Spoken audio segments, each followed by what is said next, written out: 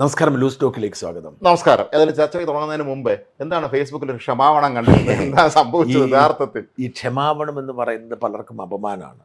പക്ഷേ ഞാൻ അപമാനമായി കരുതുന്നത്, നമുക്ക് തെറ്റുപറ്റിയാൽ നമ്മൾ ക്ഷമ ചോദിക്കണം, പറയണം. അതാണ് എൻ്റെ മര്യാദ. പലരും ക്ഷമ ചോദിക്കാറില്ല. ഇന്നലെ രാത്രി കിടക്കുന്നതിന് മുമ്പ് ഞാൻ 10 മണിക്ക് കിടക്കും, 4 മണിക്ക് എണീക്കുന്നു. അപ്പോൾ രാത്രി കിടക്കുന്നതിന് തൊട്ട് മുമ്പ് എനിക്ക് തോന്നി, എനിക്കൊരു വിഷമം ഈ രാഹുൽ മാങ്കൂട്ടുമായി ബന്ധപ്പെട്ടിട്ട്. സത്യം പറഞ്ഞാൽ നമുക്കൊരു അസ്വസ്ഥത. അതിൻ്റെ ആ അസ്വസ്ഥതയുടെ പ്രധാനപ്പെട്ട കാരണം എന്താണെന്ന് വെച്ചാൽ ഇവൻ്റെ ഈ വീഴ്ചയിൽ കാണുന്ന ആഹ്ലാദം, ഭയങ്കരമായ ആഹ്ലാദം. ഏതോ ഒരു പോസ്റ്റ് ഞാൻ കണ്ട് അവനെ ജയിലിൽ അടച്ചാൽ മാത്രം പോലെ അവൻ്റെ വരി അടയ്ക്കണം, അവൻ്റെ വീട്ടിലെ നായയ്ക്ക് മെഡിക്കൽ പരിശോധന നടത്തണം എന്നൊക്കെ പറഞ്ഞുകൊണ്ടുള്ള ഭീകരതയും, സരിൻ്റെ ഭാര്യയുടെ ആഹ്ലാദം, സരിൻ വെല്ലുവിളിക്കുന്നു, നിങ്ങൾ 2 പേരെയല്ല, ഞങ്ങൾ ഇനി 2 ഷാഫിയെ ഉണ്ട്, സതീശനെയും. അപ്പം ഇങ്ങനെ ഒരാളുടെ വീഴ്ചയിൽ ഞാൻ പറഞ്ഞാൽ എത്ര മോശക്കാരനാവട്ടെ ഒരാളുടെ വീഴ്ചയിൽ ഞാൻ പറഞ്ഞത് ഒരു കൊടും ക്രിമിനൽ അല്ല. അതെ, അയാളൊരു പൊതുപ്രവർത്തകനാണ്. പക്ഷെ അയാളുടെ ബുദ്ധിമോശമല്ല, അയാളുടെ എന്താ പറയുക, അയാൾ ചെയ്യരുതാത്തതൊക്കെ ചെയ്തു. പക്ഷെ അയാൾ ക്രിമിനൽ ബുദ്ധിയോടുകൂടി ഒരു പെണ്ണിനെ ബലാത്സംഗം ചെയ്യുകയോ അല്ലെങ്കിൽ മോഷണം നടത്തുകയോ കൊലപാതകം നടത്തുകയോ ഒന്നും ചെയ്തില്ല. ക്രിമിനൽ അല്ല. നേരെ മറിച്ച് അയാൾ പെണ്ണുങ്ങളെ മോഹിപ്പിച്ച് ഉപയോഗിച്ചു. തെറ്റാണോ ചോദിച്ചാൽ തെറ്റാണ്, ശിക്ഷിക്കപ്പെടണം. പക്ഷേ ഈ മനുഷ്യനങ്ങ് പൂർണ്ണമായും ഇല്ലാതാവുന്ന തരത്തിൽ അയാളുടെ മേലുള്ള ഒരു ആക്രമണവും ഒക്കെ എനിക്ക് സത്യം പറഞ്ഞാൽ എനിക്കങ്ങനെ പേഴ്സണലി അയാൾക്കൊണ്ട് അതല്ല, എനിക്കൊരു അസ്വസ്ഥതയുണ്ടായി. കാരണം ഒരു മനുഷ്യൻ ഇന്നലെ വരെ രാജാവിനെ പോലെ ജീവിച്ചൊരു മനുഷ്യൻ ഒറ്റയടിക്ക് വീഴുമ്പോൾ, മാത്രം ഇന്നലെ 1ാം വാർഷികമാണ് MLA ആയതിന്റെ. അതാണ് എനിക്ക് വിഷമം, സത്യമായിട്ട് വിഷമം. മാത്രമല്ല ഞാൻ ഇയാളുടെ അമ്മയും സഹോദരിയും ഓർത്തു. ഞങ്ങൾ ഇന്നലെയും വീട്ടിൽ സംസാരിക്കുന്നത് ഇയാൾ അമ്മയുടെ സഹോദരിയാണ് ഞങ്ങൾ പറയാറുള്ളത്. അവരനുഭവിക്കുന്ന വേദന. ഒരു നാട്ടുമ്പുറമാണ്, ഗ്രാമപ്രദേശമാണെന്നാണ് മനസ്സിലാക്കുന്നത്. സിറ്റിയിലാണെങ്കിൽ പിന്നെ ആളൊരു ബന്ധമല്ല ചോദിക്കുന്നത്. നാട്ടുമ്പുറമൊക്കെ പിന്നെ ആള് വിശേഷം അന്വേഷിച്ചവരും അവർക്കാകെ വല്ലാത്ത വിശേഷം അന്വേഷിച്ച മരത്തിലെ രാജ്മോഹൻ ആരും തിരിഞ്ഞു നോക്കത്തില്ല, എല്ലാവരും പരസ്പരം അത് പറയത്തുള്ളൂ. ഇങ്ങനെയൊക്കെ സംഭവിച്ചു കഴിഞ്ഞാൽ ആരും ആശ്വസിപ്പിക്കാന്നുള്ള മറ്റൊരു രാജ്മോഹൻ വീട്ടൊരു മരണമോ അങ്ങനെയൊക്കെ ഉണ്ടായി മരുന്നവരല്ല. ഇത് ഒരാളും വരത്തില്ല, ഒറ്റപ്പെട്ടു പോകും. മാത്രമല്ല അതിൻ്റെ ട്രാജഡി എന്നാ വെച്ചാൽ ഇവർക്കൊരു പക്ഷേ വലിയ ബന്ധങ്ങൾ കാണും. ഈ ബന്ധങ്ങളിലുള്ള ഒരാൾ, ഞാൻ അന്ന് പറഞ്ഞില്ല അരുൺ ബാലചന്ദ്രൻ്റെ കഥ, എൻ്റെ നാട്ടുകാരൻ, അവൻ ഇവിടുത്തെ IAS IPS ഒക്കെ ആയിട്ട് അടുപ്പണം. ഒരു മനുഷ്യൻ ഫോൺ പോലും എടുക്കത്തില്ല. അവൻ നിരപരാധിയാണെന്ന് പറയാൻ വേണ്ടി അവൻ വിളിക്കുക, പേടിയാണ്. ഞാൻ പിന്നീട് ഇവന് നല്ല അടുപ്പമുള്ള, എനിക്ക് അടുപ്പുള്ളൊരു IAS അയാളോട് ഞാൻ ചോദിച്ചു, നിങ്ങൾ മോശമായിപ്പെട്ടാ ഷാജ വെറുതെ ഞാനെന്തിനാ പുലിവാല് പിടിക്കുന്നത്? എല്ലാവരും അങ്ങനെ ചിന്തിക്കുള്ളൂ. അപ്പോൾ ഇതാണ് സാഹചര്യം. മാത്രമല്ല ഇവനെ ആളുകളുടെ പേടി എന്താ, ഇനി വന്നു കഴിഞ്ഞാൽ പോലീസ് നമ്മുടെ വീട്ടിൽ വരുമോ, ഇവൻ്റെ വീട്ടിൽ പോയി കഴിഞ്ഞാൽ പിന്നെ പോലീസ് നമ്മുടെ വീട്ടിൽ വരുമോ എന്നൊക്കെ ചോദിക്കും. അല്ല, എൻ്റെ ഭാര്യാപിതാവ് ഒരിക്കൽ പറഞ്ഞിട്ടുണ്ട്, ഈ തമ്പിനാരാണ് ഇഷ്യൂ ഒക്കെ വന്നത്. നമ്പേരാണ് അടുത്ത സുഹൃത്തായിരുന്നു അദ്ദേഹം. ആരെയാണ് വീട്ടിൽ പോലും പുള്ളി പലവണ വീട്ടിൽ ചെന്ന് അവസാനം നമ്പേരാണ് ഇങ്ങോട്ട് പറഞ്ഞു തന്നത്, ആര് വരണ്ട ഇനി ഇങ്ങോട്ട്, കാരണം ഇത് ചിലപ്പോൾ പോലീസ് നിങ്ങളെ പിടിച്ചുകൊണ്ട് പോകാൻ സാധ്യത. സത്യമാണത്. ഈ കരുണാകരന്റെ കഥ ആരാ പറഞ്ഞു കേട്ടില്ല, ആരും ഇല്ലാതിരുന്നു നിങ്ങളല്ലേ TK ഹംസ പറഞ്ഞത്. രാജിവെക്കുന്നത് മുഖ്യമന്ത്രി സ്ഥാനം രാജിവെക്കുന്ന ദിവസം TK ഹംസയ്ക്ക് വെറുതെ വന്നു, എൻ്റെ പഴയ നേതാവല്ലേ, പണ്ട് വെല്ലുവിളിച്ചിട്ടൊക്കെ വന്നതാണല്ലോ, ഒന്ന് കണ്ടയ്ക്കാന്ന് പറഞ്ഞ് അവിടെ ചെന്നപ്പോൾ അവിടെ ആരും ഇല്ലായിരുന്നു. അതാണ് അവസ്ഥ. അപ്പോൾ ഒന്ന് ആലോചിക്കുക, ഈ രാഹുലിൻ്റെ എനിക്ക് വല്ല വിഷം. മാത്രമല്ല അവൻ ഒറ്റയ്ക്ക് അബദ്ധം പറ്റിപ്പോയി. നമ്മൾ ഞാൻ പറഞ്ഞു ഇത്രയും ഭീകരമായ ഒരു ആക്രമണവും ആഹ്ലാദമൊക്കെ എനിക്ക് വിഷമുണ്ടാക്കി. എല്ലാവരും ഇനിയുള്ള തലമുറ ചിന്തിക്കണം, പണ്ടത്തെ പോലെയല്ല നമ്മൾ വഴിക്കുന്നത് നമ്മൾ ആക്രമിക്കും. അപ്പം ഞാൻ കിടക്കുന്നതിന് മുൻപ് രാജ്മോഹൻ ഒരു കുറിപ്പ്, ഞാൻ ഒരു ചെറിയൊരു കുറിപ്പ്, അവനെ അനുകൂലിച്ചോ അല്ലെ എതിർത്തോ അല്ല, അവൻ്റെ ഒരു അവസരങ്ങൾ എന്താ പറഞ്ഞ അമിതമായ ആത്മവിശ്വാസത്തിൻ്റെ ഇരയാണ് എന്ന് പറഞ്ഞ്. കാരണം ഞാൻ ഇന്നലെ എന്നോട് മറ്റൊരാളെ വിളിച്ചിരുന്നു ഈ സംഭവത്തിന് ശേഷം. ഒരു പ്രമുഖനായൊരു നേതാവ്, ഒരു സംസ്ഥാനത്തെ പ്രമുഖനായൊരു നേതാവ് എന്നെ വിളിച്ചിട്ട് പറഞ്ഞു, ഞാൻ ഈ പയ്യനോട് പലതവണ പറഞ്ഞ സെറ്റിൽ ചെയ്യാനുള്ള വകുപ്പുണ്ടായിരുന്നു. ആ പെൺകുട്ടിയോട് കല്യാണം കഴിച്ചോളെന്ന് പറഞ്ഞാൽ മതിയായിരുന്നു. പിന്നെ കല്യാണം മറ്റേത് നീണ്ടുപോകുമല്ലോ, മറ്റേ വിവാഹമോചനമൊക്കെ വരണമല്ലോ. പക്ഷേ ഇവൻ അപ്പോൾ ഈഗോ, ഞാൻ അനുഭവിച്ച ട്രോമയ്ക്ക് ആര് ഉത്തരം പറയും എന്നൊക്കെ പറഞ്ഞാൽ ഇവൻ ജാട കാണിച്ചെന്നൊക്കെ പറഞ്ഞു. എനിക്കൊരു അസ്വസ്ഥ ഉണ്ടായി. ഞാൻ ഇവനെ ഭാഗികമായി സപ്പോർട്ട് എനിക്കിപ്പോഴും ഈ അവനോട് സിമ്പതിയാണ് എന്ന് പറഞ്ഞാണ് ഞാൻ കുറിപ്പിട്ടത്. ഈ കുറിപ്പിടാതെ നമ്മളെപ്പോഴും ഇത്തരം കുറിപ്പുകൾ ഇടുമ്പം ഒരു ഇമേജ് കൂടി ഇടും. അപ്പം ഞാൻ എന്താ ചെയ്യുന്നത്, എൻ്റെ ഫേസ്ബുക്കോ ഇങ്ങനെ ഒന്ന് ഓടിച്ചു നോക്കും, എന്തെങ്കിലും കിട്ടിയില്ല. അപ്പം ഞാൻ ഫേസ്ബുക്ക് രണ്ടാമതെടുത്ത് ഓടിച്ചു നോക്കിയപ്പോൾ കാണുന്നത് മറുനാടൻ മലയാളിയുടെ ഇവനെ പുറത്താക്കി എന്നുള്ള പോസ്റ്ററാണ്.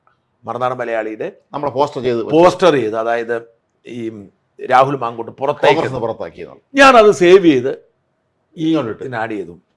ഞാൻ 10 മണിക്ക് കിടന്നുറങ്ങുകയും ചെയ്തു. രാവിലെ 4 മണിക്ക് ഞാൻ എണീക്കുമ്പോൾ വിനയ് മൈനാഗപ്പള്ളി എന്ന് പറയുന്ന ഒരു BJP കാരനുണ്ട്. അയാളുടെ മെസ്സേജ്, അയാൾ അങ്ങനെ എപ്പോഴും മെസ്സേജ് അയക്കുന്ന ശല്യം ചെയ്യുന്ന ഒരാളല്ല.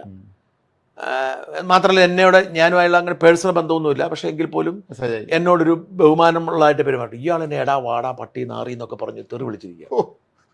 ഞാനൊത്ത് എന്ത് പറ്റി, എന്നിട്ട് എൻ്റെ പ്രോബ്ലം എന്താണെന്ന് വെച്ച് കഴിഞ്ഞാൽ അപ്പോഴാണ് ഇയാളുടെ ഫേസ്ബുക്ക് പോസ്റ്റ് ലിങ്ക് അയാൾ ഫേസ്ബുക്കിൽ ഇട്ട് നോക്കുമ്പോൾ ഞാൻ ഇന്നലെ ആഡ് ചെയ്ത ആ വീഡിയോയിൽ രാഹുൽ മാങ്കൂട്ടത്തിൽ ഒരു ഷാൾ ഇട്ടിരിക്കുന്ന പോലെ കോൺഗ്രസിൻ്റെ ഷാളാണ്.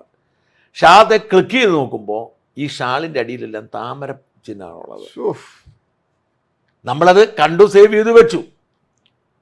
ഇത് ഞാൻ മനഃപൂർവ്വം BJP-ക്കാർക്ക് ഒരു പണി കൊടുക്കാൻ വേണ്ടി ഞാൻ ചെയ്താണ് തരത്തിൻ്റെ ഇയാള് ഇത് എല്ലാവർക്കും അയച്ചിരിക്കുന്നു. പിന്നെ ഞാൻ നോക്കുമ്പം എന്നോട് അനൂപ് ആന്റണി എന്താ ചേട്ടാ ഇങ്ങനെ ചെയ്തേ, ശങ്കുറ്റിദാസ് എന്ത് പറ്റി ചേട്ടാ ഇങ്ങനെ ചെയ്തേ എന്നൊക്കെ പറഞ്ഞുകൊണ്ട് പല ആളുകളും എൻ്റെ പരിചയമുള്ള ആളുകളും ചോദിക്കുന്നു. കോൺഗ്രസ് ഹരി പിള്ള എന്ന് പറഞ്ഞൊരു മഹാരാഷ്ട്ര ബേസ് ചെയ്ത് പ്രവർത്തിക്കുന്ന ഒരു തീവ്ര സംഖ്യയുണ്ട്. അത് ഗുജറാത്തല്ലേ? ഹരി പിള്ള എന്ന് ഇയാൾ ഈ B. ഗോപാലകൃഷ്ണന്റെ സോഷ്യൽ മീഡിയ ഒക്കെ കൈകാര്യം ചെയ്തു. പുള്ളിയുടെ വിചാരം പുള്ളിയാണ് ഈ BJP കണ്ടുപിടിച്ചത്. ഇടയ്ക്കിടയ്ക്ക് മെസ്സേജിനും തെരഞ്ഞെടുപ്പ് ആകുമ്പോഴത്തേക്കും പുള്ളി വലിയ വലിയ പ്രവചനങ്ങളൊക്കെ നടത്താറുണ്ട്. ഞാൻ പുള്ളിയോട് പറഞ്ഞു നിങ്ങൾ വിളിക്കരുത്, ഇങ്ങനെ ഒരു ആവേശ കമ്മിറ്റിക്കാരനാണ്. പുള്ളി പറഞ്ഞത് ഞാൻ മനഃപൂർവ്വം ചെയ്തതാണ്. എന്നിട്ട് നിങ്ങൾ 10 മണിക്ക് ഇട്ടിട്ട് ഞാൻ പറഞ്ഞല്ലേ എനിക്കിങ്ങനെ ഇതബദ്ധം ഇല്ല, നിങ്ങൾ കിടന്നുറങ്ങിയത് മനഃപൂർവ്വമാണ്. പിന്നെ നിങ്ങൾ ട്വിറ്ററിൽ കൊടുത്തു, നമുക്ക് ട്വിറ്റർ ഉണ്ടെന്ന് പോലും ഞാൻ അറിഞ്ഞത് എപ്പോഴാണ്. നിങ്ങൾ അവിടെ കൊടുത്തു ഇവിടെ കൊടുത്തു, നിങ്ങൾ മനഃപൂർവ്വമാണ്, നിങ്ങളുടെ ഉള്ളിൽ. എൻ്റെ ചോദ്യം രാജ്മോഹൻ, നമുക്ക് ഇപ്പം രാഹുൽ മാങ്കൂട്ടത്തിലിൻ്റെ ഉടുപ്പേൽ BJP-യുടെ താമര ചിഹ്നം വെച്ച് കൊഞ്ച് അത് രാഹുൽ BJP-കാരനാണെന്ന് ആരും കഴിക്കൂ, ആരും ധരിക്കില്ല. അതെല്ലാവർക്കും അറിയാവുന്ന കാര്യമില്ല. അയാൾ BJP എന്നിട്ട് മനഃപൂർവ്വം ചെയ്തു.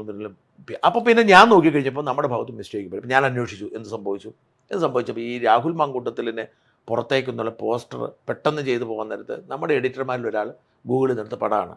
ആരും നോക്കുമ്പോൾ ഇത് കോൺഗ്രസിൻ്റെ പതാകയല്ലേ, ത്രിവർണ്ണമാണല്ലോ കാണുന്നത്. ക്ലിക്ക് ചെയ്ത് നോക്കുന്നില്ല, നോക്കി തന്നപ്പോൾ ഇതാണ്. നമ്മളത് ഡിലീറ്റ് ചെയ്യുകയും ഞാനൊരു ഖേദം പ്രകടിപ്പിച്ചിടുകയും ചെയ്തു. പക്ഷേ വിചാരിച്ചത്രയും ഒരു അതിലേക്ക് പോയില്ല. ഞാൻ പിന്നെ എൻ്റെ പരിചയക്കാരെ BJP മനുഷ്യരുന്നു. പിന്നെ ഇതിനേക്കാൾ ഭയങ്കരമായ അനുഭവം എനിക്ക് പണ്ടുണ്ട്.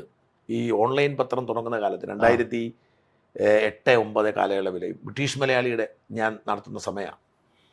ഈ 2008 അവിടെ യു കെയിൽ ഞാൻ 2009 ഞാൻ നാട്ടിലേക്ക് വന്നു. ബ്രിട്ടീഷ് മലയാളി സക്സസ് ആയി. ബ്രിട്ടീഷ് മലയാളിയാണ് എൻ്റെ പ്രധാനപ്പെട്ട വർക്ക് എന്ന് പറയുന്നത്.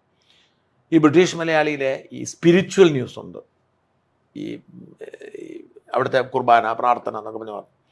അങ്ങനെ ഒരിടത്ത് ഈ ലണ്ടൻ പരിസര പ്രദേശത്തോടത്ത് ഒരാളൊരു വാർത്ത അയച്ചു തന്നു. ആ വാർത്ത നമ്മൾ കുറച്ചു എന്തോ നൈറ്റ് വിജിൽ ഇന്ന ദിവസം അവിടെ ഈ ആളുകൾ തമ്മിൽ പരസ്പരം നൈറ്റ് വിജിൽ. ഇതിൻ്റെ അകത്ത് അന്ന് നമ്മുടെ ജലജ അറിയാം, എറണാകുളം താമസിക്കും, നമ്മുടെ ഏറ്റവും സീനിയർ ആയപ്പോൾ. ജലജ അന്ന് 2007 മുതൽ നമ്മുടെ സ്റ്റാഫാണ്. ജലജയുടെ കല്യാണമാണ്. അപ്പം കല്യാണത്തിന് ജലജ അവധിയെടുക്കാൻ പോകുന്ന ലാസ്റ്റ് ഡേ വർക്കാണ്. ജലജ വെപ്രാളപ്പെട്ട് പണികളെല്ലാം തീർത്തിട്ട് ജലജ പോയി. ജലജൻ്റെ കൊടുത്ത് യേശുക്രിസ്തുവിൻ്റെ തിരുഹൃദയത്തിൻ്റെ ഇങ്ങനെ നിൽക്കുന്നൊരു പടം, അല്ല ഇങ്ങനെ യേശുക്രിസ്തുവിൻ്റെ ഇങ്ങനെ ഒരു പടം ഉണ്ടല്ലോ, അല്ല ഇങ്ങനെ ഒരു പടം, അങ്ങനെ ഒരു പടമുണ്ട്, ഇങ്ങനെ ഇരിക്കുന്ന പടം. ഈ പടം അവളെടുത്ത് ഈ നൈറ്റ് വിജൻ കൊടുത്ത് കൊടുത്തിട്ട് പോയി. പിറ്റേ ദിവസം വിവാദമായപ്പോഴാണ് അറിയുന്നത് ഇതാരോ എഡിറ്റ് ചെയ്തിട്ട് ഒരു കൈക്കകത്തൊരു സിഗരറ്റും ഒരു കൈക്കകത്തൊരു ബിയർ കുപ്പിയും ഫിറ്റ് ചെയ്തിട്ടുണ്ടായിരുന്നു. ഇത് സോഷ്യൽ മീഡിയയിൽ ആരും പ്രചരിപ്പിക്കുന്ന ഒരു പടം ഗൂഗിളിൽ സെർച്ച് ചെയ്ത് ഇവൾ ചെക്ക് ചെയ്യാതെ എടുത്ത് കൊടുത്തു. വലിയ വിവാദമായി. അന്ന് നമുക്കെതിരെ അവിടെ വാർത്തകളെ പരാതികളെ ഇവിടുത്തെ എന്തോ മറ്റേ ആത്മായ സഹകരണ സംഘം കണ്ട് പരാതി കൊടുക്കുന്നു, പോലീസിൽ പരാതി, പോലീസ് വിളിക്കുന്നു. ആലോചിക്കുകയെ മനഃപൂർവ്വം മതനിന്ദ നടത്തിയ രീതിയിലേക്ക് കേസാവുന്ന അവസ്ഥ. പിന്നെ ഞാനന്ന് പിള്ളേരെയും ഭാര്യയും കൂട്ടി ഞാൻ ചങ്ങനാശ്ശേരി അരമനയിൽ പോയി. അന്ന് മാർ പെരുന്തോട്ടമാണ് ബിഷപ്പ് സീനിയറാണ്, പക്ഷെ പെരുന്തോട്ടമാണ് ബിഷപ്പ്. ഞാൻ പെരുന്തോട്ടത്തിനെ പോയി കാലം കണ്ട് ഞാൻ അദ്ദേഹത്തിന് കയ്യെ മോതിരമൊക്കെ മുത്തിയിട്ട് ഞാൻ എന്നോട് ക്ഷമിക്കണമെന്നൊക്കെ പറഞ്ഞു. പിന്നെ അദ്ദേഹം ഇടപെട്ടിട്ടാണ് പ്രശ്നം തീർത്തത്. ആലോചിച്ച് ഓരോരോ ഞാൻ മാധവങ്ങളിൽ ട്രെയിനിൽ ചെന്ന സമയത്ത് തൃശ്ശൂർ ഞാൻ ചെന്ന് 2 ദിവസമാണ്. രാവിലെ ഒരാൾ ഓടി വന്ന് ആകെ ബഹളവും ഒക്കെ നടക്കുന്നുണ്ട്. പ്രായമുള്ള മനുഷ്യനാണ്. അപ്പോൾ ഇതാരെ എന്താണെന്ന് ചോദിച്ചപ്പോൾ സംഗതി സംഭവിച്ചതെന്നാണെന്ന് വെച്ചാൽ ഇയാളുടെ പ്രാദേശിക ഏജൻ്റെ കാരണം മാത്രമേ ഇപ്പോൾ ഒരു ചരമൻ രാത്രി വിളിച്ചു കൊടുത്തു. ഒരു കന്യാസ്ത്രീ മരിച്ചാണ്. 6 സഹോദരന്മാർക്ക് അവർക്ക് 6 മക്കളുണ്ടെന്ന്. കന്യാസ്ത്രീ അവസാനം ഇത് സത്യത്തിൽ ഇങ്ങോട്ടാരും വിളിച്ചത് ഇദ്ദേഹം കണ്ടു, ഇദ്ദേഹം വന്ന് വെള്ളം വയ്ക്കുകയാണ്. അപ്പോൾ എന്തിയാ വരെ ഞങ്ങൾ ന്യൂസ് പേപ്പറായിരുന്ന MP കൃഷ്ണദാസ് എന്ന് പറയും, കുട്ടിമാളമ്മയൊക്കെ ഫാമിലി പെട്ട വലിയൊരാളാണ് അദ്ദേഹം. അപ്പോൾ അദ്ദേഹം വളരെ ജെന്റിൽമാനാണ്. അദ്ദേഹം പറഞ്ഞൊരു കാര്യം ചെയ്യാം, നമുക്ക് ബിഷപ്പിനെ പോയി കണ്ട് ക്ഷമാപണം നടത്തണമെന്നൊക്കെ പറഞ്ഞു. അങ്ങനെ അദ്ദേഹത്തിനെ കാണാൻ പോയി, ബിഷപ്പിനെ കാണാൻ പോയി. ബിഷപ്പ് പറഞ്ഞ് ഇതിൽ കാര്യം ആരും പരാതിയൊന്നും പറഞ്ഞില്ല, കുഴപ്പമില്ല ഓക്കെ എന്നൊക്കെ പറഞ്ഞു. അപ്പോൾ ഇദ്ദേഹം ന്യൂസ് പേപ്പർ പറഞ്ഞൊരു കാര്യം ചെയ്യാം, നമ്മൾ നാളെ ഒരു തിരുത്തു കൊടുക്കാം. ബിഷപ്പ് വെച്ചപ്പോൾ ഇന്നലെ വായിക്കാത്തവനും ഇന്നലത്ത് വായിക്കും. അതുകൊണ്ട് അവസാനം ഈ ഇദ്ദേഹത്തിന് ന്യൂസ് പേപ്പർ മാന്യമായതുകൊണ്ട് പുള്ളിക്ക് എങ്ങനെയെങ്കിലും ഇതിനൊന്നും ഒരു പരിഹാരം വേണം. അവസാനം അദ്ദേഹം പറഞ്ഞാൽ അവരൊരു ഫോട്ടോ തരും, ഞങ്ങൾ കുറച്ച് വലുതായിട്ട് സെപ്പറേറ്റ് ഒരു ചരമായിട്ട് കൊടുത്ത് തീർക്കണമല്ലോ, ആ വിഷമം തീർക്കണമല്ലോ എന്ന് പറഞ്ഞു. അങ്ങനെ ചെയ്താൽ കഴിഞ്ഞു. അത് രാത്രി ഇരുന്നാൾ സ്ഥിരം മക്കളാണെന്ന് എഴുതിയെടുത്ത് ഇങ്ങനെയൊക്കെ നടക്കുന്നു. ഇതുപോലെ ഞാൻ ദീപികയിൽ ഇടുക്കി വർക്ക് ചെയ്യുമ്പോഴേ നമ്മൾ നീണ്ടുപോയി കഥ. ദീപിക ഞാൻ വർക്ക് ചെയ്യുന്ന സമയത്ത് ഒരു വിവാഹത്തിൻ്റെ 50-ാം വാർഷികം അപ്പനും അമ്മയും അവരുടെ മക്കൾ അറിയാതിരിക്കും, അപ്പനും അമ്മയും അറിയാതെ സർപ്രൈസ് കൊടുക്കാൻ വേണ്ടി അവര് 1-ാം പേജിൽ പരസ്യം കൊണ്ടു തന്നു. അല്ല 2 പരസ്യം തന്നു. ഏനാണ് നമ്മൾ അന്ന് നൈറ്റ് എഡിറ്റർക്ക് എന്തോ അടിയന്തര വാർത്ത വന്നു, അവനത് മാറ്റിയിട്ട് വേറെ വാർത്ത വെച്ചു വന്നില്ല. എന്തല്ല അതൊക്കെ പോട്ടെ. അപ്പം നമ്മുടെ പയ്യനെ കുറിച്ച് ഒന്നുകൂടെ സംസാരിക്കേണ്ടതുണ്ടല്ലോ. എന്താണ് അവന്റെ രാഹുലിനെ കുറിച്ച് ഹൈക്കോടതിയിൽ അവർ ഹർജി നമ്മൾ ഇന്നലെ പറഞ്ഞത് ഹൈക്കോടതി പോയിട്ടുണ്ട്.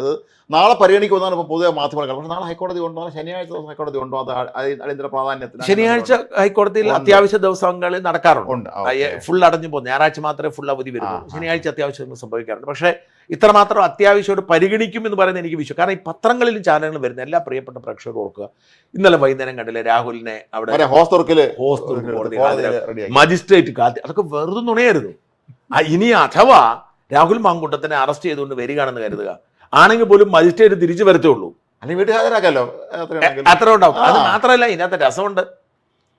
രാഹുൽ മാങ്കൂട്ടത്തിനെ കോടതിയിൽ ഹാജരാക്കേണ്ടത് എപ്പോഴാ? ബാക്കി നടപടിക്രമങ്ങൾ പൂർത്തിയാക്കിയിട്ട്, അല്ലാതെ അറസ്റ്റ് ചെയ്ത ഉടനെ വീട്ടിൽ കൊണ്ടുവരും. അല്ലെങ്കിൽ രാഹുൽ മാങ്കൂട്ടത്തിൽ നേരിട്ട് മജിസ്ട്രേറ്റിന്റെ അടുത്തൊന്ന് കീഴടങ്ങണം. അപ്പൊ പോലീസിനോടൊന്നും പത്രക്കാരൻ പറഞ്ഞിട്ടാണ് കീഴടങ്ങുന്നത്. ലോജിക്ക് നോക്കൂ, മജിസ്ട്രേറ്റ് കോടതി വന്ന് കീഴടങ്ങുവാണെന്ന് പറഞ്ഞാൽ നമുക്ക് മനസ്സിലാക്കാം. പക്ഷെ അവിടെ വരുമ്പോഴേ ആളുകൾ അറിയൂ. അപ്പം മജിസ്ട്രേറ്റിന് ഇതിപ്പം മജിസ്ട്രേറ്റ് കീഴടങ്ങാൻ വരുവാണ്, മജിസ്ട്രേറ്റ് വീട്ടിലിരിക്കണം അല്ല കോടതി ഇരിക്കണം എന്ന് പറഞ്ഞിട്ട് ആരെങ്കിലും കീഴടങ്ങാൻ വരുമോ? അല്ല അറസ്റ്റ് ചെയ്തോ നേരെ കോടതി കൊണ്ടുവരുമോ? യാതൊരു ലോജിക്കുമില്ല. അത് സംഭവിച്ചെന്താണ്? കാസർഗോഡ് നമ്മുടെ ബുർഹാൻ ഇന്നലെ അവിടെ അച്ഛൻ ആശുപത്രിയില്ല, ഉപ്പ ആശുപത്രിയില്ല. ബുർഹാൻ ചുമ്മാ എന്തോ ഒരു പോസ്റ്റ് ഇട്ടു, ഇതെല്ലാവരും അങ്ങ് ഏറ്റുപിടിച്ചു. ഞാൻ ഇതെല്ലാം ഭയങ്കര വാർത്തയാകുമ്പോൾ ഞാൻ ബുർഹാനെ നീ എന്തോർത്തോണ്ടിരിക്കുവാടാ? പറഞ്ഞു ആശുപത്രിയിൽ, ഉപ്പ ആശുപത്രിയില്ല. എടാ എൻ്റെ പൊന്നു സാറേ അത് പിടിക്കണ്ട, ഞാൻ ചുമ്മാ ഒരു തമാശയ്ക്ക് ഇരുന്ന് പോസ്റ്റ് ഇട്ടത് എല്ലാവരും ഇന്നത്തെ കാലത്ത് വളരെ സൂക്ഷിക്കണം, ഇത്ര വിഷയം ഉണ്ടാവുന്നത്. അപ്പം ഇതാണ് ചാനലുകൾ, ഇതാ വന്നിരിക്കുന്നു, കാണുന്നു, അപ്പറയുണ്ട് ഇപ്പറയുണ്ട്. അതുകൊണ്ട് തന്നെ ഇന്ന് പരിഗണിക്കും. ഇന്ന് രാവിലെ ചാനൽ കാണിച്ച് ഇന്ന് പരിഗണിക്കുന്നു. നമ്മൾ അത്ഭുതപ്പെട്ട് ഇന്ന് പരിഗണിക്കും. അങ്ങനെ ഹൈക്കോടതിയിൽ ഇന്ന് പരിഗണിക്കാം. എനിക്ക് വിശ്വാസമില്ല. നാളെ പരിഗണിക്കുമെന്ന് പറഞ്ഞാൽ വിശ്വാസമല്ല. ഒരു പക്ഷേ തിങ്കളാഴ്ച പരിഗണിക്കുമായിരിക്കാം. ഇനി പരിഗണിച്ചാലും രാജ്മോഹൻ ഇരയ്ക്കും സർക്കാരിന് നോട്ടീസ് കൊടുക്കണം. അല്ലാതെ ഉടനെ ഞാൻ ചോദിക്കട്ടെ, ഇത്രയും സുപ്രധാനമായ ഒരു കേസാണ്. ഈ സുപ്രധാന കേസിൽ അവരവിടെ എടുക്കുമ്പോൾ ഒന്ന് സർക്കാരിന് പ്രോസിക്യൂഷൻ നോട്ടീസ് കൊടുക്കണം, 2 ഇര അവിടെ ഉണ്ട്, ഇരയ്ക്ക് നോട്ടീസ് കൊടുക്കണം. ഇതാ നിങ്ങൾക്ക് എന്തെങ്കിലും പറയാനുണ്ടോ? നിർബന്ധമില്ല വക്കീലിനെ വെക്കണമെന്ന്, പക്ഷെ ഇരയ്ക്ക് വക്കീലിനെ വെക്കാം. അപ്പം അവർക്ക് കേസ് പഠിച്ച് ഈ വാദം ഇവർ കൊടുത്തിരിക്കുന്ന സാധനങ്ങൾ കണ്ടിട്ട് പഠിക്കാൻ നാളെ തന്നെ പരിഗണിക്കുന്നില്ല. അവിടെ എന്തായാലും നാളെ വരത്തില്ല. പക്ഷെ എന്തായാലും നമ്മൾ പറഞ്ഞിരുന്നൊരു ഓപ്ഷൻ ഇതായിരുന്നു, ഹൈക്കോടതി പോകുന്നത് എന്ന്. മാത്രമല്ല എവിടെയെങ്കിലും ഇരുന്നുകൊണ്ട് നമ്മുടെ ഇവൻ കാണുന്നുണ്ടെങ്കിൽ അത് പറയുന്നത് യഥാർത്ഥത്തിൽ അവന് നല്ലത് തൽക്കാലം ഈ ഒളിവിൽ തന്നെ കഴിയാന്നുള്ളതാണ്. കാരണം വെച്ചാൽ കീഴടങ്ങിയാൽ രാജ്മോഹൻ ഇപ്പം നോക്കൂ, ഇന്നലത്തെ ഒരു ആവേശം ഇന്നില്ലല്ലോ. ഇന്ന് സോഷ്യൽ മീഡിയ കുറച്ചുണ്ടെന്ന് പറഞ്ഞാലും വാർത്തയില്ല. കാരണം അവർക്ക് ഇന്നലെ പ്രത്യേകിച്ച് ഈ ഹോസ്റ്റർക്ക് അബദ്ധം പറ്റിയല്ലോ. അതെ, അതുകൊണ്ട് ഇന്ന് ആ ചാനൽ വെച്ച് ശ്രദ്ധിച്ചാണ്. അപ്പം പ്രത്യേകിച്ചൊന്നും സംഭവിക്കാനായിട്ട് പോകുന്നില്ല. അപ്പോൾ അതുകൊണ്ട് തൽക്കാലം മാറി നിന്ന് ഹൈക്കോടതിയിലോ സുപ്രീം കോടതി പോയി, ഹൈക്കോടതി കിട്ടിയാലും സുപ്രീം കോടതി പോയി കിട്ടുക. എന്താണെന്ന് വെച്ചാൽ സുപ്രീം കോടതി ബീഹാറിലും ജാർഖണ്ഡിലും മറ്റേ ഇവിടെ നിന്നൊക്കെ ഇഷ്ടം പോലെ ഇത്തരം പീഡനങ്ങൾ അവർ കാണുന്നതാണ്. അവർക്കൊന്നും വിഷയമുള്ള കാര്യമല്ല. അപ്പം അതുകൊണ്ട് തൽക്കാലം മാറി നിൽക്കുന്നതിനാണ് നല്ലത്. ഈ തെരഞ്ഞെടുപ്പ് കഴിയുന്നത് വരെയെങ്കിലും പ്രത്യക്ഷപ്പെടാതിരിക്കുന്നതാണ് നല്ലത്. 2 ദിവസം 9-11 ഒരു അത്ര ദിവസം മാറി നിൽക്കുന്നില്ല. അപ്പം പത്രങ്ങൾ എന്തെങ്കിലുമൊക്കെ എഴുതിക്കൊണ്ടിരിക്കും. അവർക്ക് തന്നെ ഉറപ്പില്ലാത്ത കാര്യങ്ങൾ എന്തൊക്കെ എഴുതുന്ന. ഇന്നലെ ആരോ ചെന്നിത്തലാണോ, ഞാൻ ആഭ്യന്തരമന്ത്രിയാണ് 2 ദിവസം കൊണ്ട് പിടിച്ചതിന് എന്തെല്ലാം അവകാശവാദങ്ങളാണ്. ഈ ചെന്നിത്തല ആഭ്യന്തരമന്ത്രി ആയിരുന്ന സമയത്താണ് ഈ മുട്ടിൽ മരമുറിയിലെ ഈ കക്ഷികളിൽ അവന്മാരുടെ ഏറ്റവും വലിയ തട്ടിപ്പ് നടന്ന്. എന്നിട്ട് എന്തെങ്കിലും സംഭവിച്ചോ? അവന്മാർ പിന്നെ വലിയ തട്ടിപ്പ് നടത്തിയ ചാനൽ മുതലാളിമാരെ മാറിയില്ലേ? കോൺഗ്രസിന് തന്നെ അന്തകരായി മാറിയില്ലേ? അതൊന്നുമില്ല, ഇതൊക്കെ വാദമുള്ളൂ. പിന്നെ അതുപോലെ ഓരോരുത്തർ, ഇന്നലെ ആ സിദ്ദിഖിൻ്റെ പരി, സിദ്ദിഖ് ഒരു നല്ല ജനപ്രതിനിധിയാണ്. ടി സിദ്ദിഖ് നിങ്ങൾ അടുത്തിടപെട്ടാൽ ജനങ്ങൾക്ക് ഏറ്റവും കൂടുതൽ എന്താ പറയുന്നത്, ജനങ്ങളോട് ചേർന്ന് എല്ലായിടത്തും ഭയങ്കര ഡൗൺ ടു എർത്ത് ആയിട്ടുള്ള ഒരു ജനപ്രതിനിധി. പക്ഷേ ഈ സിദ്ദിഖിൻ്റെ ഭാര്യ ഇന്നലെ ഇയാളെ അധിക്ഷേപിച്ചുകൊണ്ട് ഒരു പോസ്റ്റ് ഇട്ടിരിക്കുന്നുണ്ട്. ഇത് ആർക്കാണ് യോഗ്യത? സിദ്ദിഖിൻ്റെ ആദ്യ വിവാഹ സമയത്തുണ്ടായ വിവാദം നമുക്കറിയാം, സിദ്ദിഖ് എല്ലാവർക്കും അറിയാം. അതേപോലെ തന്നെ മുഹമ്മദ് റിയാസിൻ്റെ വിവാഹത്തിന് ആദ്യ വിവാഹം എല്ലാവർക്കും അറിയാം. അതുപോലെ തന്നെ ഈ മുകേഷിനെ കുറിച്ച് അയാളുടെ 2 ഭാര്യമാരും പറഞ്ഞിട്ട് നമുക്കറിയാം. ഇതുപോലെ എത്രയോ ഇതിന്റെ സമയം കാണുള്ളൂ. പിന്നെ അതുകൊണ്ട് ഇതൊക്കെ ആളുകൾ കുറച്ചുകൂടി ഒരു മനുഷ്യന്റെ വീഴ്ചയിൽ ഇത്രയും ഭയാനകമായി ആഹ്ലാദിക്കരുതെന്നുള്ള നമ്മുടെ വിഷയം നമ്മൾ വിട്ടുപോകുന്നു. ഇന്ത്യയിലെത്തി എന്നുള്ളതാണ്. ഇപ്പോൾ ഇന്ത്യയിലെത്തി നമ്മളിപ്പോൾ ഇങ്ങോട്ട് റെക്കോർഡിങ്ങിന് ഇറങ്ങണതിന് തൊട്ട് മുമ്പ് അവർ സംയുക്ത വാർത്താ സമ്മേളനം തുടങ്ങിയിട്ടുണ്ട്. നരേന്ദ്രമോദിയും പുടിനും കൂടെയുള്ള വാർത്താ സമ്മേളനം. അതിന് 8 കരാർ ഒപ്പുവെച്ചതാണ് നമ്മൾ ആദ്യം മനസ്സിലാക്കുന്നത്. അതിൻ്റെ ബാക്കി വിശദാംശങ്ങളിലേക്ക് കടന്നില്ല. അതിൽ പ്രതിരോധ മേഖലയിലൊക്കെ നമ്മൾ വളരെ സഹകരണം മെച്ചപ്പെടുത്തുന്നുണ്ട്. നമ്മളെ വളം നിർമ്മാണം, നമ്മുടെ ഫെർട്ടിലൈസർ നിർമ്മാണവുമായി ബന്ധപ്പെട്ടവർ ഒരുപാട് സഹായം തരുന്നുണ്ട്. അങ്ങനെ ഒരുപാട് പ്രത്യേകതകളുണ്ട്. പക്ഷേ രസകരമായ കാര്യം, പുടിൻ ഇങ്ങോട്ട് വരുമ്പോൾ, പുടിൻ ഇന്ത്യയിലേക്ക് വരുമ്പോഴുണ്ടായ ഏറ്റവും വലിയ സംഭവ വികാസം, അത് അമേരിക്കൻ പ്രസിഡന്റ് ഡൊണാൾഡ് ട്രംപ് മുന്നോട്ട് വെച്ച ആ യുക്രൈൻ യുദ്ധ സമാധാന കരാർ തള്ളിക്കളഞ്ഞിട്ടാണ് ഇങ്ങോട്ട് വന്നത്. കഴിഞ്ഞ ആഴ്ച നമ്മളെല്ലാവരും കൊടുത്തൊരു വാർത്ത എല്ലാവരും ചർച്ച ചെയ്തതുമാണ്. ഈ ഇതിൻ്റെ പുടിൻ്റെ നിർദ്ദേശങ്ങൾ മാധ്യമങ്ങളെ ചോർന്ന് പുറത്തു വന്നിരുന്നു എന്നാണ് അന്ന് പറഞ്ഞത്. ഇതിൽ പറയുന്ന കാര്യങ്ങൾ മുഴുവൻ റഷ്യക്ക് അനുകൂലമായിരുന്നു. പക്ഷേ റഷ്യ തള്ളിക്കളഞ്ഞിരിക്കുന്നു. അതിൻ്റെ അർത്ഥം അന്ന് ചോർന്ന് കിട്ടിയെന്ന് പറയുന്നത് തട്ടിപ്പ് വാർത്തയാണ്. അപ്പോൾ ഇതായിരിക്കില്ല ഈ ട്രംപ് മുന്നോട്ട് വെച്ച നിർദ്ദേശം. ഒരു കാരണവശാലും റഷ്യ അംഗീകരിക്കാൻ പറ്റുന്ന നിർദ്ദേശങ്ങളായിരിക്കാം. അത് കളഞ്ഞിട്ടാണ് അത് നേരെ ഇന്ത്യയിലേക്ക് എത്തിയത്. എനിക്ക് അങ്ങനെയും ഒരു ധാരണയില്ല. അതൊക്കെ പുടിൻ്റെ ഒരു വിഷയം എന്താണെന്ന് വെച്ചാൽ, നമ്മളിപ്പോൾ ഞാൻ പറഞ്ഞത്, നമ്മളും ഒരാൾ മേൽ കേസ് നടക്കുന്നുണ്ട്. ഈ കേസിൽ നമ്മളാണ് കേസ് കൊടുത്തിരിക്കുന്നത്. ഈ കേസിൽ എല്ലാ അർത്ഥത്തിലും നമ്മൾ ജയിക്കും. അപ്പോൾ ഇപ്പോൾ കോംപ്രമൈസിന് നമ്മളോട് തൊട്ട് വരുവാണ്. അപ്പം നമ്മൾ ചോദിക്കുന്നത് എന്തിനാണ് കോംപ്രമൈസ്? ഞാൻ ജയിക്കാതിരിക്കുകയല്ലേ? അത് തന്നെയാണ് ഇവിടെയും. അതായത് യുക്രൈനും റഷ്യയും തമ്മിലുള്ള യുദ്ധം. ഈ യുക്രൈൻ യഥാർത്ഥത്തിൽ എത്രമാത്രം നേട്ടമുണ്ടാക്കുന്നു എന്ന് മാധ്യമങ്ങൾ പറയുന്നത് ശരിയല്ല. ഈ എല്ലാ പാശ്ചാത്യ മാധ്യമങ്ങളും യുക്രൈൻ അനുകൂലമായി വാർത്ത കൊടുക്കുന്നു. എല്ലാവരും അങ്ങനെയാണ് പറയുന്നത്. ഈ റഷ്യ ഇയാളെ കുറിച്ച് പറയാറില്ല, കൈയില്ല, കാലില്ല, കൈ അനങ്ങത്തില്ല, പുട്ടിന് കൈ അനങ്ങത്തില്ല, ബോഡി ഡബിൾ ആണ് എന്നൊക്കെയുള്ള വാർത്തകൾ ഇഷ്ടം പോലെ. പക്ഷേ ഇന്ന് പുട്ടിൻ ആ വിമാനത്തിൽ ഇറങ്ങി വരുന്നത് കണ്ടോ? നല്ല കൂളായിട്ട് 2 കൈയും വീശി പുട്ടിൻ ഇറങ്ങി വരുന്നുണ്ട്. അപ്പം യഥാർത്ഥത്തിൽ പാശ്ചാത്യ മാധ്യമങ്ങൾ വാർത്ത പറഞ്ഞ് ഇഷ്ടം പോലെ നഷ്ടം യുക്രൈൻ ഉണ്ടായിരുന്നു. ഇഷ്ടം പോലെ നഷ്ടം യുക്രൈൻ സംഭവിച്ചു. മാത്രമല്ല ഈ നാറ്റോ രാജ്യങ്ങളുടെ സാമ്പത്തിക സഹായം കൊണ്ടും ആയുധ സഹായം കൊണ്ടുമാണ് പിടിച്ചു നിൽക്കുന്നത്. ട്രംപ് അതിന് കൂലി മേടിക്കുവാണ്. ട്രംപ് അമേരിക്ക കൂലി മേടിച്ച തരുമെന്ന്, അത് പകരം വസ്തു എഴുതി മേടിച്ചു. സമ്പത്ത് മുഴുവൻ കൊണ്ടുപോയിക്കോളൂ. അപ്പം ട്രംപിന് ഈ സാമ്പത്തിക കാര്യം നോക്കുന്നത് കൊണ്ട് യുക്രൈനെ സഹിക്കാൻ പറ്റത്തില്ല. ഈ പശ്ചാത്തലത്തിൽ ഈ പുടിൻ്റെ ലക്ഷ്യം എന്താണ്? പുടിൻ സ്വപ്നം കാണുന്നത് പൂർവ്വ സോവിയറ്റ് യൂണിയൻ്റെ റിവൈവലാണ്. USSR വീണ്ടും പഴയ USSR വരിക. അല്ലെങ്കിൽ ഒന്നുകിൽ USSR തന്നെ കൊണ്ടുവരിക, അല്ലെങ്കിൽ പുടിൻ പറയുന്നതനുസരിച്ച് കാര്യങ്ങൾ ചെയ്യുന്നു. ഇപ്പം ജോർജിയ അല്ലെങ്കിൽ ബെലാറൂസ്, ഇത്തരം രാജ്യങ്ങളൊക്കെ പുടിൻ പറയുന്ന പോലെയാണ് കാര്യങ്ങൾ ചെയ്യുന്നത്. അപ്പോൾ ഇവിടെ ഇതിന് മുമ്പത്തെ ഈ സെലൻസ്കിക്ക് മുമ്പ് യുക്രൈനിലുണ്ടായിരുന്ന ആള്, പ്രധാനമന്ത്രി, പ്രസിഡന്റ്, അവർ റഷ്യയിലാണ് അഭയം തേടിയിരിക്കുന്നത്. രാഷ്ട്രാഭയം തേടിയിരിക്കുന്നത്. അപ്പം ഈ പാശ്ചാത്യ ലോകവുമായി അടുപ്പം കാണിക്കുന്ന ഈ പൂർവ്വ സോവിയറ്റ് റിപ്പബ്ലിക്കുകളെ എല്ലാവരും ഒതുക്കും. സിറിയയിലെ പഴയ പ്രസിഡന്റ് പോലെ റഷ്യയിലാണ് അവരൊതുക്കും. അപ്പം ഈ പുടിൻ്റെ കാര്യം നമ്മൾ മനസ്സിലാക്കട്ടെ. ഞാൻ 25 കൊല്ലം മുമ്പ്, അതായത് പുടിൻ 1999 ചുമതല ഏൽക്കുന്നത്. എൽസിന് തൊട്ട് പിന്നാലെ ബോറിസ് യെൽസിനെ ഏൽപ്പിക്കുന്നതാണ്. 2000 അയാൾ പ്രസിഡന്റ് ആവുന്നത്. ഇപ്പോൾ 26 വർഷമാവുന്നു, 25 വർഷമാവുന്നു. ഈ സമയത്ത് ഞാൻ അവിടെ ഉണ്ട്, റഷ്യയിലുണ്ട്. അവിടെ താമസിച്ചിട്ടുണ്ട്. 1.5 വർഷം ഞാൻ റഷ്യയിൽ താമസിച്ചിരുന്നു. അപ്പോൾ എനിക്ക് ഈ ഭരണമാറ്റം, ഈ 99 അവസാനം 2001 വരെയുള്ള 1.5 വർഷക്കാലത്ത്, 1.5-2 വർഷക്കാലം ഞാൻ റഷ്യയിലുണ്ട്, മോസ്കോയിലാണ് താമസിച്ചത്. അപ്പം എനിക്ക് ഈ ഭരണമാറ്റം നേരിട്ട് അന്ന് ഞാൻ മോസ്കോ ടൈംസ് പറഞ്ഞൊരു ഇംഗ്ലീഷ് പത്രം മാത്രമേ ഉള്ളൂ. അത് നമ്മുടെ ഇവിടുത്തെ ടാബ്ലോയിഡ് പോലത്തെ ഒരു ചെറുതാണ്. ഇംഗ്ലീഷ് പത്രം വലിയതില്ല. കാരണം പ്രഭുത ഇല്ലാതായി. കാരണം എന്താ വെച്ചാൽ അതെല്ലാം കമ്മ്യൂണിസ്റ്റ് പാർട്ടിയുടെ ആയിരുന്നല്ലോ. കമ്മ്യൂണിസ്റ്റ് പാർട്ടി ഇല്ലാതായി. കമ്മ്യൂണിസ്റ്റ് പാർട്ടി എന്ന് പറഞ്ഞാൽ ആളുകൾക്ക് വെറുപ്പായി. പതിയെ ഉണ്ടെങ്കിൽ പോലും കമ്മ്യൂണിസ്റ്റ് പാർട്ടിക്ക് ശക്തിയില്ലാതായി. അപ്പോൾ ഈ ഇംഗ്ലീഷ് പത്രം ആകെപ്പാടുകൾ മോസ്കോ ടൈംസ് എന്ന സാധനമാണ്. ഞാനത് വരുത്തുമായിരുന്നു. കാരണം നമുക്കറിയാൻ പറ്റും അത് വളരെ ചെറിയ പത്രം, ഈ ടാബ്ലോയിഡ് സൈസുള്ള വളരെ കുറച്ച് പേപ്പറുള്ള സാധനമാണ്. ഇപ്പം ഞാൻ അതുകൊണ്ട് അവിടുത്തെ ആ ഒരു റഷ്യൻ പൊളിറ്റിക്സ് കൃത്യം ഫോളോ ചെയ്തുകൊണ്ടിരുന്ന ഞാൻ കുറേ കാലം. അപ്പം ഈ പുടിൻ KGBയുടെ പ്രധാനപ്പെട്ട ഓഫീസറായിരുന്നു. അവിടുന്ന് അയാൾ റിട്ടയർ ചെയ്യുന്നു. അതിനുശേഷം അയാൾ ഈ യെൽസിൻ്റെ വത്സല ശിഷ്യനായി ചില ചുമതലകളൊക്കെ വഹിക്കുന്നു. അങ്ങനെ യെൽസിനെ ഇഷ്ടപ്പെട്ടു, കാരണം ഇവൻ മിടുക്കനാണെന്ന് മനസ്സിലായി. അതോടെ ഇയാൾ കരട്ടക്കാരനൊക്കെയാണ്, ബോഡി ബിൽഡറൊക്കെയാണ്. അങ്ങനെ ചുമതലയേൽക്കുന്നു. ചുമതലയേറ്റ് കഴിഞ്ഞപ്പോൾ എനിക്ക് ആ സമയത്ത് അറിയാവുന്ന അന്ന് റഷ്യ നേരിട്ട ഏറ്റവും വലിയ പ്രശ്നം എന്ന് പറയുന്നത് ചെച്നിയാണ്. നമ്മുടെ കശ്മീർ പോലാണ്. ചെച്നി എന്ന് പറയുന്നത് മുസ്ലിം ഭൂരിപക്ഷ ദേശമാണ്. ഗ്രോസ്നി എന്ന് പറഞ്ഞ തലസ്ഥാനം. ചെച്നിയ റഷ്യയിൽ നിന്ന് വിട്ടുപോയി അകത്തൊരു മുസ്ലിം രാജ്യം സ്ഥാപിക്കാനുള്ള ശ്രമം നടന്നുകൊണ്ടിരിക്കുന്നു. ഇവർക്ക് ഒന്നും ചെയ്യാൻ പറ്റില്ല. അപ്പോൾ ഓർക്കണം, ഈ സോവിയറ്റ് യൂണിയനിലെ രാജ്യങ്ങളെല്ലാം തന്നെ മാറിക്കഴിഞ്ഞിട്ട് ചെച്നിയൻ അകത്താണ്, റഷ്യക്കകത്ത് തന്നെയായിരുന്നു. അപ്പോൾ ഈ ചെച്നിയയിൽ ഇയാൾ പോയി ഭയങ്കരമായിട്ട് അറ്റാക്ക് ചെയ്ത് ആദ്യത്തെ യുദ്ധം, അതിന് മുമ്പത്തെ യുദ്ധം വിജയമായിരുന്നു. രണ്ടാം ചെച്നിയൻ യുദ്ധത്തിൽ വലിയ വിജയം ഉണ്ടായി. ഈ ചെച്നിയ എന്ന് പറഞ്ഞാൽ നമ്മൾ കശ്മീരിൽ പണ്ട് കേൾക്കുന്ന പോലെ എന്നും ആക്രമണവും കൊലപാതകമായിരുന്നു. പക്ഷെ ചെച്നിയാണ് ഒതുക്കി കയ്യിലെടുത്തു. നമ്മുടെ ചൈന ഉയ്ഗൂർ മുസ്ലിങ്ങളെ ചെച്നിയെ അടിച്ചൊതുക്കി. ശരി എന്ന് മാത്രമല്ല, ഇന്ന് പുടിൻ ചെച്നിയയുടെ ഒരു പ്രത്യേകതരം സേനയുണ്ടല്ലോ, ഈ ഉക്രൈനിലേക്ക് ആളെ കൊല്ലാൻ ഒരു സംഘമുണ്ട്.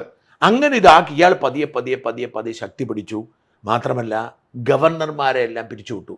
ഗവർണർമാർ എലക്റ്റീവായിട്ട് വന്നുകൊണ്ടിരുന്നത്, എന്നിട്ട് നോമിനേഷനാക്കി. എന്നിട്ട് സകല മേഖലകളിലും അദ്ദേഹം ശക്തി പിടിച്ചിട്ട് ഇദ്ദേഹം പവർഫുൾ. അതേസമയം എക്കണോമി അപ്പോഴാണ് ഈ നമ്മുടെ ഈ സമ്പദ് വ്യവസ്ഥ തുറന്നു വിട്ടിട്ട് സ്വകാര്യ മൂലം. അപ്പോൾ അതിനാൾ ചെയ്തിട്ട് അന്നത്തുള്ള പ്രശ്നം ഉണ്ടായിരുന്നു വെച്ചാൽ യെൽസിൻ ഒരു കള്ളുകൂടിയനായിരുന്നു, മദ്യപാനിയായിരുന്നു. അപ്പോൾ യെൽസിൻ്റെ കാലത്ത് സംഭവിച്ചത് എന്താണെന്ന് വെച്ച് കഴിഞ്ഞാൽ ഈ പതിയാണല്ലോ ഈ ഗോർബച്ചോവ് സോവിയറ്റ് യൂണിയൻ്റെ പ്രസിഡന്റ് ആയിരിക്കുമ്പോൾ യെൽസിൻ മോസ്കോ മേയറായിരുന്നു. അറിയാമല്ലോ കഥ. അപ്പം ഈ പെട്ടെന്ന് ഈ ഡിസിൻറ്റഗ്രേഷൻ ഉണ്ടാകുമ്പം ഇയാൾ പെട്ടെന്ന് റഷ്യയുടെ പ്രസിഡന്റായി മാറുവാണ്. ഈ സമയത്ത് എന്നാ സംഭവിച്ചതെന്ന് വെച്ചാൽ ഈ പൊതുമേഖലാ സ്ഥാപനങ്ങളാണല്ലോ എല്ലാ ഫാക്ടറികളും എല്ലാം സർക്കാരിൻ്റെ കീഴിലാണല്ലോ. അപ്പം പാർട്ടിയുടെ ഉന്നത പദവിയിലിരിക്കുന്നവരാണ് അതിൻ്റെ ടോപ്പ് തലപ്പത്തിൽ. ഇവരെല്ലാം സ്വന്തമാക്കി. അങ്ങനെ ചെയ്തു. ഇവരെല്ലാം ഇതങ്ങ് സ്വന്തമാക്കി. അപ്പോൾ ഇവിടുന്ന് എൽസിനുമായിട്ടുള്ള ഒരു സെറ്റപ്പിൽ ഇതാക്കി. ഞാൻ പറഞ്ഞത് നമുക്ക് മലയാളി രാജു എന്നൊരാളെ ഞാൻ പരിചയപ്പെട്ടിരുന്നു. അയാൾ ആ സമയത്ത് ഒരുപാട് കാശുണ്ടാക്കി. അത് സ്റ്റുഡൻറ്റ് വിസയിൽ പോയ ആൾ. ഒരുപാട് മലയാളികൾ എനിക്ക് അവിടെ പരിചയമുണ്ട്. സ്റ്റുഡൻറ്റ് വിസയിൽ പോയ ആളാണ്. ഇയാൾ എന്താ ചെയ്തതെന്ന് വെച്ചാൽ അവിടെ ഒരു സാധനം ഇല്ലല്ലോ. ഇപ്പോൾ ഇന്ത്യയിൽ നിന്നൊക്കെ വിമാനം പിടിച്ച് ഇയാൾ എന്ത് സാധനം കൊണ്ട് കൊടുക്കുന്നതിന് 10 ഇരട്ടി വില. അപ്പോൾ പ്രശ്നം എന്ന് വെച്ചാൽ സേഫ് അല്ല, കള്ളന്മാരുണ്ട്, കൊള്ളക്കാരുണ്ടാവും. ഇയാൾ ഒരു പോലീസ് സ്റ്റേഷൻ മണ്ട വാടകയ്ക്ക് എടുത്തിട്ടാണ് താമസിച്ചിരുന്നത്. ഈ രാജു നായർ എന്ന് പറഞ്ഞ ആൾ. ഞാൻ പറഞ്ഞൊരു ഭയങ്കര കഥയാണിത്. അപ്പം ഇങ്ങനെ ആളുകളെ എല്ലാം ഇയാൾ ഒതുക്കി. 2 വഴി പറഞ്ഞു. ഒന്ന്, ഞാൻ മുഴുവൻ തിരിച്ചു പിടിക്കും, അല്ലെങ്കിൽ നിങ്ങൾ രാഷ്ട്രീയത്തിൽ ഇടപെടുന്നു. അപ്പോൾ ഇവർ ഭീഷണിയായിരുന്നു. ഇപ്പം ബോറിസ് ബെർസനോസ്കി എന്ന് പറഞ്ഞൊരു കക്ഷി ഉണ്ടായിരുന്നു. ഞാനിപ്പോൾ ഇതെല്ലാം ഓർത്തിരിക്കുന്നത്. ബോറിസ് ബെർസനോസ്കി, അയാൾക്ക് മീഡിയ പത്രങ്ങളൊക്കെ ഉണ്ടായിരുന്നു, അയാൾ ഭയങ്കര പവർഫുൾ ആയിരുന്നു. ബോറിസ് ബെർസനോസ്കി ഒക്കെ ഒതുക്കി അയാൾ അവസാനം ഇംഗ്ലണ്ടിലും കണ്ടുപോയിട്ട് മരിക്കുമായിരുന്നു. അതുപോലെ കുറേ അധികം ആളുകളെ അവരെ ഒതുക്കി. അങ്ങനെ നമ്മുടെ ഈ റൊമാൻ അബ്രനോവിച്ച് ലണ്ടനിൽ ചെൽസിയൊക്കെ മേടിച്ച ആളുണ്ട്. പക്ഷെ ഒടുവിൽ പുടിനുമായിട്ട് അയാൾ കോംപ്രമൈസിലായിട്ട് പോവുക ചെയ്തിരുന്നത്. റഷ്യ ഒരുപാട് കോടീശ്വരന്മാർ അതെന്നെ ഇതെല്ലാം കൂടെ ഉണ്ടാക്കി. ഈ അന്ന് സർക്കാർ സ്വത്തിന്റെ മേൽ സ്വാധീനം ഉണ്ടെന്നെല്ലാം ഇവർ സ്വന്തം സ്വന്തമാക്കി. അപ്പം ഞാൻ പറഞ്ഞു വരുന്ന കഥ, ഇവരിങ്ങനെ ഇതിൻ്റെ മേൽ സ്വാധീനം ഉറപ്പിച്ച് അയാൾ പവർഫുള്ളായി. അപ്പോൾ ഒരു പ്രശ്നം ഭരണഘടനാപരമായിട്ടൊക്കെ 4 വർഷമാണ് ഒരു പ്രസിഡന്റ് ടൈം. അത് 2 ടൈമേ പറ്റത്തുള്ളൂ. അപ്പോൾ ഇയാൾക്ക് 2008 ആയപ്പോഴത്തേക്കും പ്രശ്നമായി. അയാൾ പദവി ഒഴിഞ്ഞു കൊടുത്തിട്ട് അയാളുടെ വിശ്വസ്തനെ പ്രസിഡന്റ് ആക്കിയിട്ട് ഇയാൾ ഇതാക്കി പ്രധാനമന്ത്രി. എന്നിട്ട് ഇയാൾ നിയന്ത്രണം നടത്തി. എൻ്റെ ഭരണഘടന പരിഷ്കരിച്ചു. ഭരണഘടന പരിഷ്കരിച്ചിട്ട് ആദ്യം 6 കൊല്ലമാക്കി, പിന്നെ 2036 വരെ പ്രസിഡന്റ് ഭരണഘടന. അങ്ങനെ ഇയാൾ, അപ്പോൾ ഇതിൻ്റെ പ്രോബ്ലം ഇത്രേ ഉള്ളൂ, ഇയാൾ പവർഫുള്ളാണ്, രാജ്യം ഇയാളുടെ കൂടെയാണ്. അപ്പം ഞാനത് ഫീൽ ചെയ്യുന്നത്. എനിക്കിപ്പോൾ റഷ്യയിൽ ഇപ്പം നമ്മുടെ രതീഷിനെ അറിയാവോ, ഇവിടെ ഈ അവർക്കൊക്കെ ഒരു അപ്പോൾ ഇയാൾ പവർഫുൾ ആണ് റഷ്യ. ജനങ്ങൾക്ക് ഇയാളെ താല്പര്യം. കാരണം എന്ന് വെച്ചാൽ പെട്ടെന്ന് റഷ്യ സമ്പന്നമായി, എണ്ണ, പ്രകൃതിവാതകം എല്ലാം ഉണ്ട്. ആ ഒരു പവറായി കഴിഞ്ഞപ്പോഴത്തേക്കും ഇയാളുടെ ഈ പവറും 25 കൊല്ലത്തെ ഭരണം കൊണ്ട് ഇയാൾ റഷ്യയെ പഴയ സോവിയറ്റ് യൂണിയൻ റിവൈവ് ചെയ്യിപ്പിക്കുക, ആ രീതിയിലേക്ക് മാറി.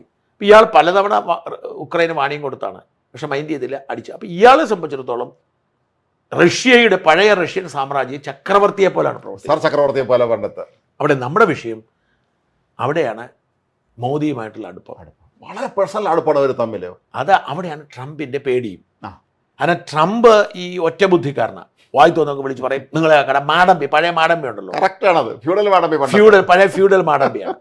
അപ്പം മറ്റുള്ളവർക്ക് കാനഡയൊക്കെ പേടിച്ചു. കാനഡയ്ക്കൊന്നും ട്രംപിന്റെ അമേരിക്കയുടെ പണം ജീവിക്കാൻ പറ്റും. യൂറോപ്യൻ യൂണിയന്റെ അവസ്ഥ അങ്ങനെയാണ്.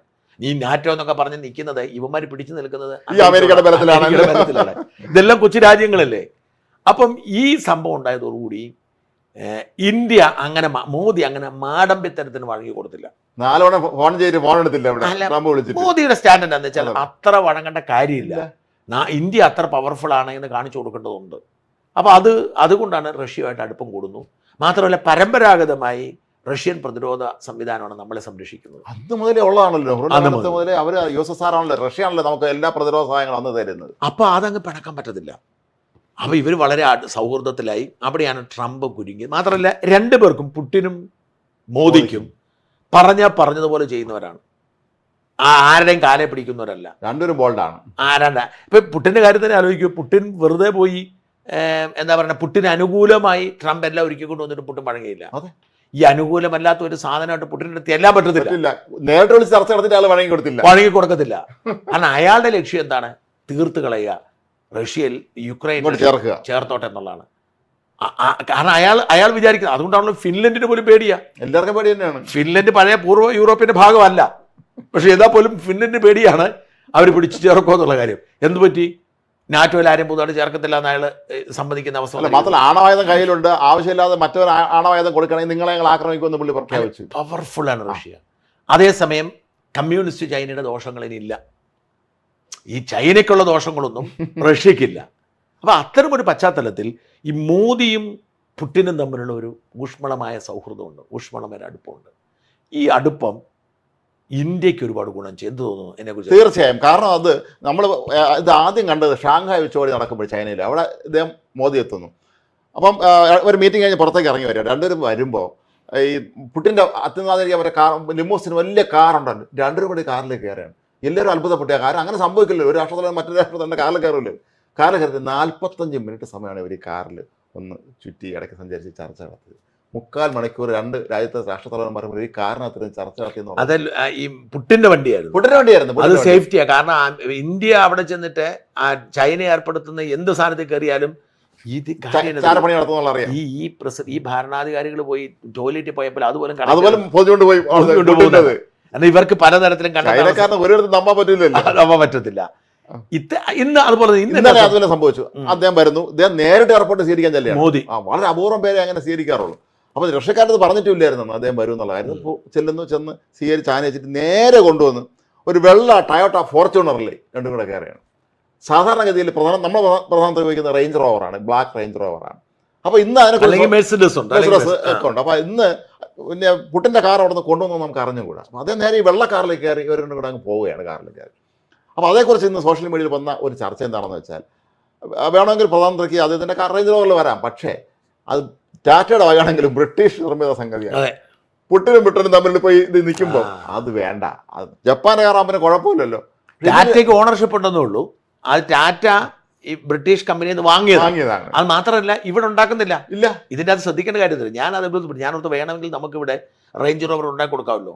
ഉണ്ടാക്കത്തില്ല, ഇറക്കുമതി ചെയ്യുന്നത്. ഇത് അവിടെ ഉണ്ടാക്കി കൊണ്ടുവരും, ഇവിടെ ഉണ്ടാക്കത്തില്ല. പ്ലാന്റ് ഇല്ല. അപ്പോൾ ഇല്ല.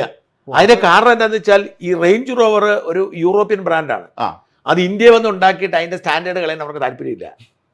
ഇവരിതിന്റെ ഉടമസ്ഥാവകാശം, അതായത് അവിടെ പോയി ഒരു കമ്പനി വാങ്ങി, ആ കമ്പനി ടാറ്റയുടെ ആണ്. ഇവിടുന്ന് ഇന്ത്യ വരുന്ന റേഞ്ച് റോവർ ഇറക്കുമതി ചെയ്യുന്നതാണ്. അപ്പൊ നമ്മൾ റോഡ് കാണുന്ന എല്ലാം ഇറക്കുമതി ചെയ്യുന്നത് ഡീലർമാർ ഇറക്കുമതി ചെയ്യുന്നതാണ്. അതാണ് കാര്യം. അതാണ് പ്രശ്നം. അപ്പൊ എന്തായാലും ഇവര് തമ്മിലുള്ള ആ ഒരു അടുപ്പമുണ്ടല്ലോ, വീണ്ടും ഒരു ഒരുമിച്ച് പോകുന്നു.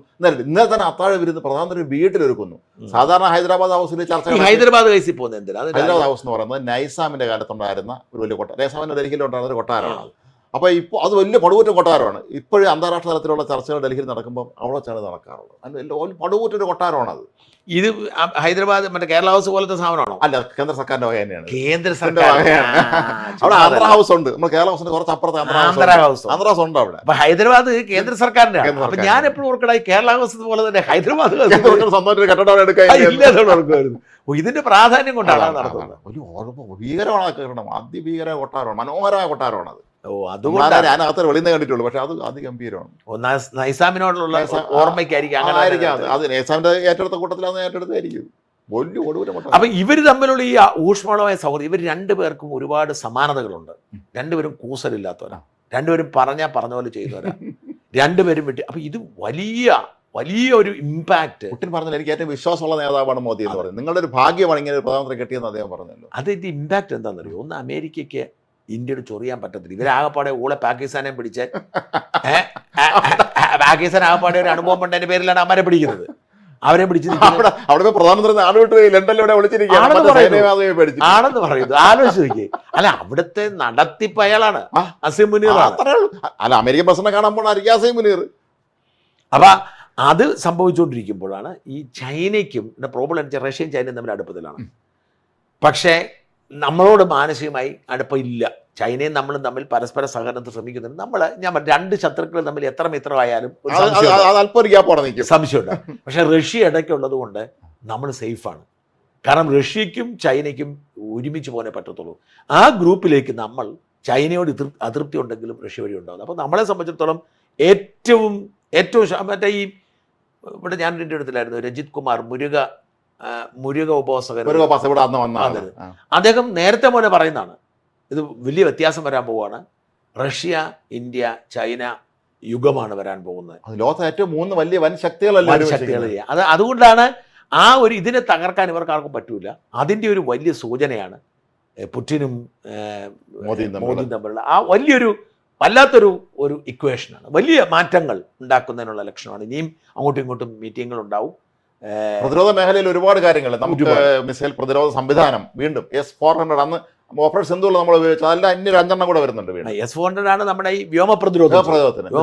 ഇതെല്ലാം ഉണ്ട്. എന്തായാലും ഭാരതത്തെ സംബന്ധിച്ചിടത്തോളം ഈ റഷ്യയുമായിട്ടുള്ള ബന്ധം അമേരിക്കയുമായിട്ടുള്ള ബന്ധത്തിനേക്കാൾ വിശ്വസ്തവും വിശ്വാസ്യതയും ഉള്ളതുമാണ്. നമുക്ക് ഭയപ്പെടേണ്ടതേ ഇല്ല. എല്ലാ ആപത്തുകാലത്ത് നമ്മൾ ഒപ്പം നിന്ന് ഇപ്പോഴും പറഞ്ഞ വാക്കിന് വിലയുള്ളവരാണ്. അങ്ങോട്ടും ഇങ്ങോട്ടും മാറുന്നവരല്ല. നമ്മളിപ്പോൾ അവരുമായിട്ട് ചില ഈ അമേരിക്കയുടെ പ്രഷറിന് വഴങ്ങി എണ്ണ കുറച്ചിട്ടും അതൊന്നും വലിയ ഗൗരവമായൊരു വിഷയമായി മാറാത്ത ഒരു വലിയ തീവ്രമായ സ്പെഷ്യൽ റിലേഷൻഷിപ്പ്. അത് നെഹ്റുവിന്റെ കാലത്ത് തുടങ്ങിയ ബന്ധം. അതാണ് നെഹ്റു തുടങ്ങി വെച്ചതാണ്. അല്ലെ, റഷ്യക്കാർക്ക് ഏറ്റവും ഇഷ്ടപ്പെട്ട സിനിമാക്കാരൻ രാജ് കപൂറാണ് നമ്മുടെ. അല്ല, അതാണ് ഞാൻ ചെല്ലുമ്പോഴും ഈ ഹിന്ദി സിനിമ, ബോളിവുഡ് സിനിമ അവിടെ ഒരു ഹരമാണ്. പരമ്പരാഗതമായിട്ട് ബോളിവുഡ് സിനിമ അവർക്ക് ഹരമാണ്. മാത്രമല്ല രാജ് കപൂറിന്റെ മേരാ ജോക്കർ എന്ന് പറഞ്ഞ സിനിമ ഇൻഡോ റഷ്യൻ സംയുക്ത സംരംഭമാണ്. അത്ര സ്നേഹമാണ് അവർക്ക് ഇന്ത്യക്കാരുടെ. എന്തായാലും പുടിന്റെ ഇന്ത്യൻ സന്ദർശനം അത് വലിയൊരു ചരിത്ര സംഭവമാണ്. ഇന്ത്യയും ചൈനയും റഷ്യയും തമ്മിലുള്ള, മോദിയും പുടിനും തമ്മിലുള്ള ആത്മബന്ധം അത് ഭാരതത്തിൻ്റെ ഒരു ശ്രേഷ്ഠ ഭാവിക്ക് വളരെയധികം ഗുണം ചെയ്യുമെന്ന് തീർച്ച. നന്ദി.